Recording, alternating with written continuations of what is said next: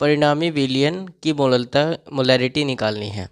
ठीक है, यानी कि एक इतना हमारे पास क्या है, एक NaCl और एक के 4 लीटर जलीय विलयन पानी मिलाया गया है और उसमें दोबारा से पानी मिला देते हैं, तो परिणामी विलयन की मोललता ज्ञात करनी है, क्या होगी।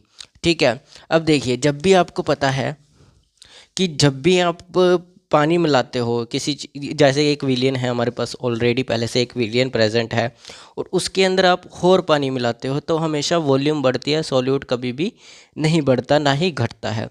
ठीक है, ओनली क्या बढ़ती है, ओनली वॉल्यूम इंक्रीज होती है, ओनली वॉल्यूम इंक्रीज होती है और वो उसके अंदर सॉल्यूट कोई चेंज नहीं होता, उसके अंदर कोई भी सॉल्यूट का चेंज नहीं होता और वहाँ पर जो है वॉल्यूम बढ़नी शुरू होती है, इसीलिए हम वहाँ पर डाइल्यूशन बना देते हैं। क्या बनता है वहाँ पर, विलयन का डाइल्यूशन बन जाता है। डाइल्यूशन मतलब कि जिसके अंदर सॉल्यूट की मात्रा कम और सॉल्वेंट की मात्रा ज़्यादा होती है, उसको बोलते हैं डाइल्यूट।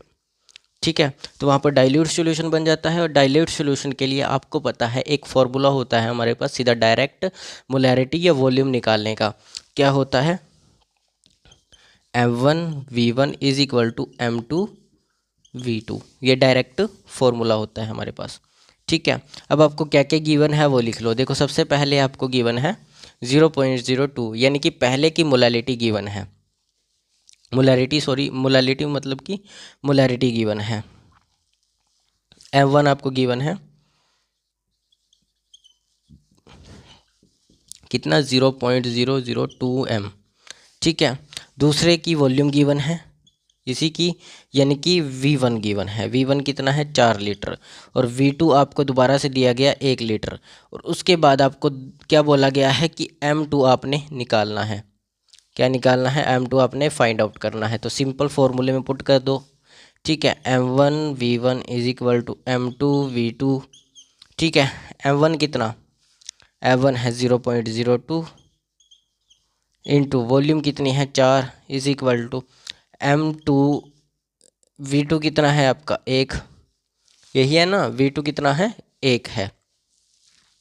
लेकिन एक मिनट, ये वॉल्यूम 2 नहीं है, इस 4 लीटर में ही ये मिलाया गया है, तो सेकंड वॉल्यूम कितनी हो जाएगी, 4 + 1 5 लीटर, कितनी हो जाएगी 5 लीटर, 4 + 1 5 लीटर, क्योंकि उसके अंदर और वॉल्यूम मिलाई गई है उसी सोल्यूशन में, अलग से कोई सोल्यूशन नहीं दिया गया, उसी सोल्यूशन में दूसरी वॉल्यूम मिलाई गई है। ठीक है, तो ये कितना हो जाएगा टोटल, ये टोटल हो जाएगा आपका 0.008 इज इक्वल टू 5M2। तो यहाँ 5 डिवाइडिंग मल्टीप्लाई में, इधर डिवाइडिंग में चला जाएगा, तो 0.08